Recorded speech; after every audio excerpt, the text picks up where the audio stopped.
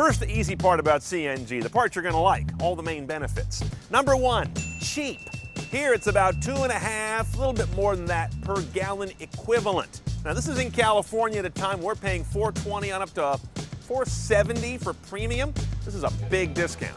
Number two, it's real clean, almost no carbon monoxide output in the exhaust, and 2/3 less NOx, the stuff that really creates the nasty smog.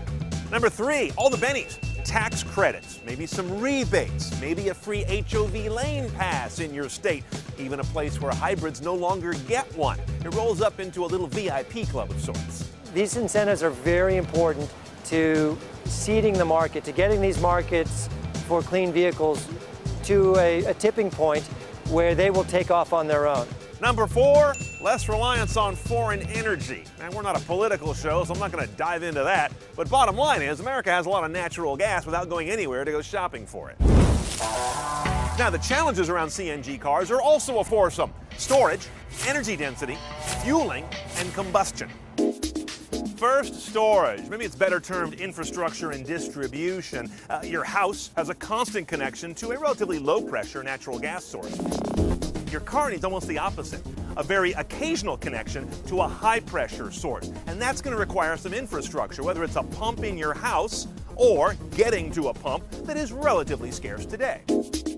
Unlike gasoline or diesel, natural gas needs to be compressed, maintained that way at filling locations like this, and maintained that way in your car, a challenge you never encounter with gasoline or diesel. CNG cars carry natural gas compressed to just 1% of its natural volume. It is really crushed down, up to 3,600 psi, which leads to a possibly bulky and expensive tank. And that leads us to challenge number two, which is energy density. Now, compressed natural gas has somewhat less energy per a certain volume compared to gasoline, or even more so compared to diesel. However, the biggest challenge around range has to do not with the density of the fuel, but how much you can carry in current car design.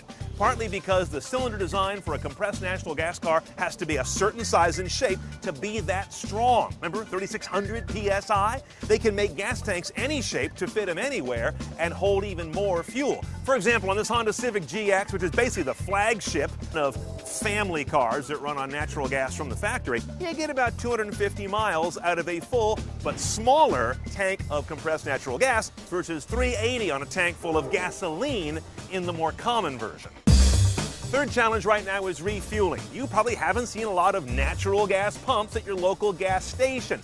That's a process that's underway. In the meantime, you might be carrying a guide like this that tells you where they are, or using the navigation system in a car like this that will tell you where they are when you need one. Typically, these things are going to be operated by utilities, fleet companies, your local bus fleet, for example, or maybe one of the new generation of purpose-built consumer refilling stations.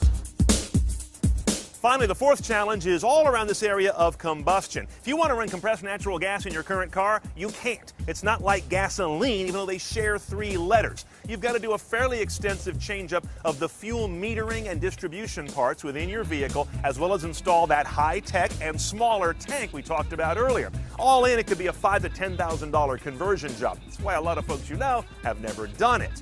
And once you do a CNG conversion, the car tends to be a little less of a performance car. This Civic GX, for example, is about 1.8 seconds slower to 60 than its gas engine sibling, although most folks who buy these cars don't buy them for dragster performance. And finally, all this combustion technology and tank technology leads to a more expensive car. Like most other alternative fuel vehicles, there's a $5,000, $6,000, $7,000 delta that you've got to work off in cost savings on the fuel, as well as whatever rebates or credits are available to you. So here's my tech shopping list I'm watching to see where CNG cars are really going to go. First of all, keep an eye on tank design. We talked about the hurdles in the current tank. Future designs may involve a couple of new things. First of all, multi-compartment tanks that can be made of small, strong compartments linked together, shaped to fit where the car really wants them. That increases capacity. As does a technology that would put sort of a honeycomb, a carbon honeycomb inside the tank that has much more surface area on which to attach the compressed gas. This is all part of a federal government bounty to create a much better, lighter, higher capacity tank for far less money that can get around these expensive cylinders we're dealing with now. Next, I'm watching home CNG compressor design. In other words, a filling station for your home. You can get these today. They cost $3,000, $4,000, another $3,000 to install. Most folks aren't going to be able to swing that. The government's got another bounty program out there saying, look, who can be the first to bring a $500 home compressor fueling station on the market that'll get the job done easily overnight from your low-pressure home source? Then there's fuel cost. Again, not my expertise, but the idea that there's a big delta between natural gas and gasoline is key to the appeal of these vehicles.